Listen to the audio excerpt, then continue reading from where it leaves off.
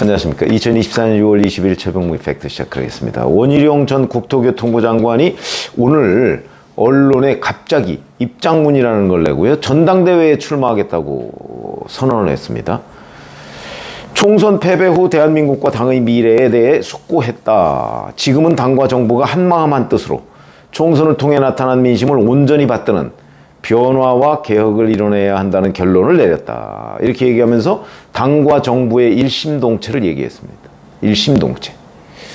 자, 윤석열 대통령 때문에 이번 총선에서 완패했다. 뭐 그게 압도적 다수의 전문가와 또는 국민의 판단이거든요. 그런데 갑자기 그로 인해서 새로 구성되는 국민의힘 지도부, 대표, 그 자리에 당과 정부의 일심동체를 주장하는 사람이 내가 대표가 되겠다고 지금 나선 겁니다. 이러면 이 의미가 뭐라고 보십니까?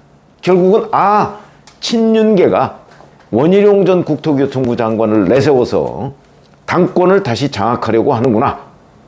그런 결심을 했구나 하는 거를 느낄 수 있는 거죠. 그러니까 결국은 원희룡 전 장관은 이제 친윤계의 대표 주자로서 전당대회에 출마를 하게 되는 겁니다.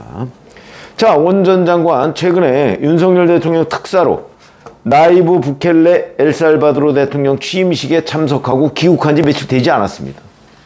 그런데 그러니까 만약에 이렇게 한번 생각해 보시죠. 정말 전당대회에 출마할 생각이 있었다면, 그리고 그 전에 용산과의 교감이 있었다면 대통령 특사로 해외에 나갔다 오지 않았을 겁니다. 그러니까 그때까지만 해도 그런 생각이 전혀 없었고, 용산도 원희룡 전 장관을 대항마로 내세울 생각이 전혀 없었는데 갑자기 생각이 바뀐 거다. 그러니까 지난 주말 사이에 일부 보도에 따르면 지난 금요일에도 원 전 장관이 출마하지 않겠다 이런 입장을 견지하고 있었는데 갑작스럽게 오늘 입장문을 낸 겁니다.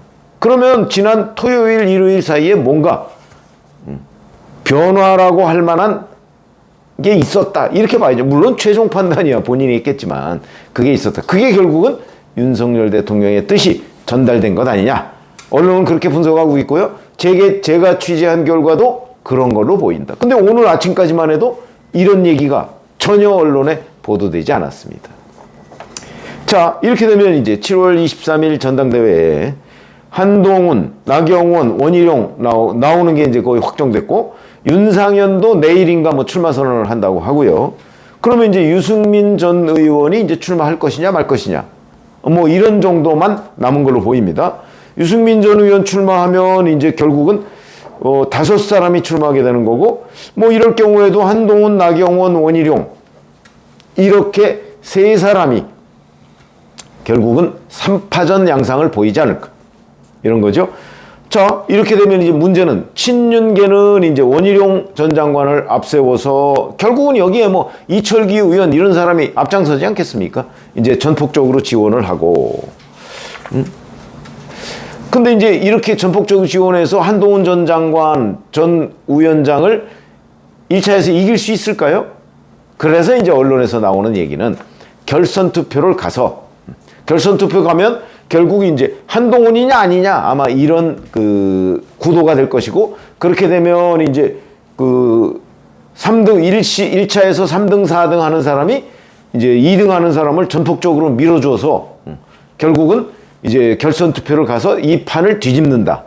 아마 이런 친윤계의 구상이 있다. 이렇게 이제 언론에 보도가 되고 있는데, 글쎄, 제가 아침에 말씀드렸듯이 이렇게 적극적으로 이 판을 뒤집겠다는 생각은 저는 없는 걸로 제가 취재를 했습니다. 그러니까 판을 좀 보자. wait and see.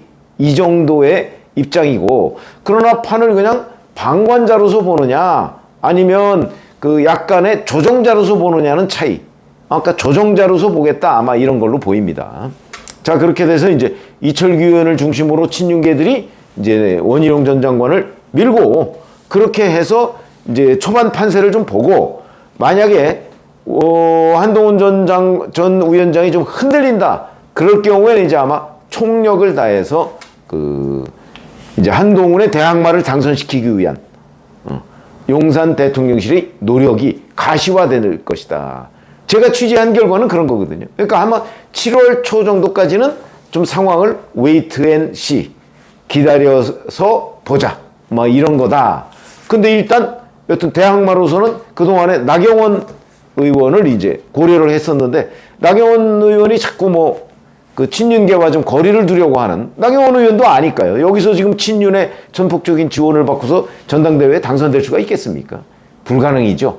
그러니까 이제 거리를 두고 아마 막전에서는 거리를 두고 막후에서는 실질적으로 거래를 하는 이런 이중 플레이 비슷한 걸로 아마 전략을 세운 모양인데 용산 대통령실에서 그렇게 우리 거래 안 해. 아마 이렇게 자른 것으로 보인다. 이렇게 되면 오늘 원희룡 전 장관의 그 전당대회 출마 선언으로 가장 큰 타격 내지는 충격을 받은 사람은 나경원 의원일 것이다. 이렇게 보시면 되고요. 자, 이렇게 보면 그 이제 14일, 15일에 갤럽이 조사한 걸 보면 국민의힘 지지층만 조사한 겁니다. 한동훈이 59, 원희룡이 11, 나경원이 10, 뭐 이 정도로 나와 있습니다. 자, 이 결과로 본다면 뭐 1차에서 한동훈 전 위원장이 그냥 무난히 과반을 넘겨서 당선될 수 있겠죠. 그러나 뭐 상황은 그렇게 간단하지는 않습니다. 지금 그 당내에 그 역시 친윤계가 지금 윤석열 대통령의 임기 절반도 안 지났습니다. 굉장히 오래 지난 것처럼 많은 분들이 생각을 하는데 절반도 안 지났습니다. 아직도 친윤계가 상당히 있습니다. 왜? 뭐 결국은 윤석열 대통령한테 잘 보여야 뭐 각종 그 낙하산 공기업 뭐 이런 데 갈 수 있는 거 아닙니까? 아직도 빈자리가 엄청나게 많습니다, 지금. 그런 걸 노리고 또는 뭐 2년 9개월간 윤석열 정부 임기 동안 뭔가 한 자리라도 하고 하려면 결국은 윤 대통령하고 척을 져서는 곤란하다 하는 생각을 누구든지 다 하거든요. 그렇기 때문에 2년 9개월이라는 기간이 대단히 긴 겁니다. 저는 그래서 한동훈 전 위원장한테 사실은 이번 기회를 넘기고 다음 기회를 보는 게 아마 정치적으로 보면 굉장히 그 고단수일 것이다 라고 제가 얘기를 했었는데 제가 뭐 개인적으로 그 통로도 없고 뭐 근데 이제 방송을 통해서 제가 그렇게 아마 말씀하신 거 기억하실 겁니다. 그러나 이제 본인은 본인 나름대로 뭐 결정을 그렇게 한 거겠죠? 어쨌든 간에 그거는 본인이 감당해야 할 부분이고요. 이제 문제는 친윤이 얼마나 결집을 해서 이제 원희룡 전 장관을 밀 것이냐. 이 강도가 어느 정도고 폭이 어느 정도냐. 이거에 따라서 1차에서 한동훈 전 위원장이 과반을 할 것이냐 못 할 것이냐. 이게 결판이 나겠죠. 저는 누구도 자신할 수 없다고 생각합니다. 지금 갤럽 조사 결과를 보면 1차에서 그냥 결판 날 것 같지만 실제 이제 다 후보 등록하고 본격적으로 해서 한 일주일이나 열흘 정도 여론이 국민의힘 지지층 간의 여론이 형성될 국면이면 아마 한동훈 전 위원장의 지지율도 이제 그때 재조정될 거거든요. 그 국면에서 쉽지 않다 하는 판단이 나올 수도 있습니다. 왜? 친윤계들이 이제 은인자정하고 있던 친윤계들이 다 목소리를 내기 시작할 거거든요. 아니 뭐 한동훈은 책임 없냐? 총선 완패. 책임이 있죠. 그러나 윤석열 대통령과의 관계에서 누가 더 크냐? 이런 문제이기 때문에 이게 그렇게 갤럽 조사 결과대로 그대로 반영돼서 그 국민의힘 지지층한테 여론조사로 이렇게 결과로서 드러나지는 않을 거다. 이거보다는 한동훈 전 위원장의 지지가 이제 떨어질 가능성이 있는데 그것이 1차에서 과반을 얻지 못할 정도로 뚝 떨어질 것이냐 아니냐 이건 누구도 예측할 수가 없습니다. 아마 제가 알기로는 대통령실에서도 여러 차례 이에 관한 여론을 점검해 본 걸로 알고 있습니다. 그런데 한동훈 전 위원장의 지지가 그렇게 크게 갑작스럽게 떨어질 요인은 없다. 이렇게 결론을 내린 걸로 알고 있거든요. 그래서 대통령실에서 웨이트 앤 시라는 반응이 나온 겁니다. 그렇지 않고 한동훈 전 위원장을 떨어뜨릴 비책이 있다 그랬으면 지금처럼 이렇게 대응하지 않죠. 벌써 적극적으로 나섰을 텐데 그게 아니다 하는 거고요. 그러면 지금 누구도 예측할 수 아마 50%까지 글쎄 넘을 수 있을까 없을까 좀 애매합니다. 넘을 가능성도 있고 뭐 좀 애매합니다. 그러니까 이게 예측하기가 어려운 뭐 점치기 아니면 예측하기가 어려운 상황이 될 수 있다는 거고요. 그럼에도 저보고 예측하라면 저는 1차에서 50% 넘을 가능성이 있다고 봅니다. 가능성이 있다는 거죠. 자, 근데 제가 지금 말씀드리려고 하는 내용은 이게 아니고 제가 위기지수가 높아졌다 이렇게 말씀드렸잖아요. 그 이유는 뭐냐면 전당대회 과정에서 자, 한동훈 전 위원장과 친윤계의 치고받기, 특히 원희룡 전 장관으로 대표되는 친윤계의 한동훈 공격 굉장히 가열될 거거든요. 그러면은 결국 윤석열 대통령과 한동훈 전 위원장 간의 거리도 훨씬 더 멀어지고 이게 간접 충돌의 국면으로까지 가게 되죠, 당연히. 그러면 윤석열 대통령과 한동훈 위원장이 회복할 수 없는 갈등의 골이 이제 더 깊어질 것이다. 지금도 있는데 더 깊어질 것이다. 당연히 또 한동훈 전 위원장으로서는 자, 김건희 여사 특검법 문제, 최상병 특검법 문제 여기에 대해서 이제 답을 내놔야 됩니다. 얼버무리고 지나갈 수가 없죠.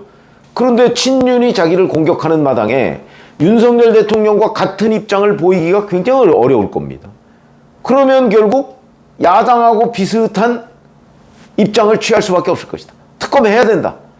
다만 예를 들어서 공수처 수사가 먼저라든가 검찰 수사가 먼저라든가 그러나 그것이 끝나고 의혹이 남으면 특검해야 된다는데 찬성한다. 아마 적어도 이 정도까지는 얘기해야 될 거예요.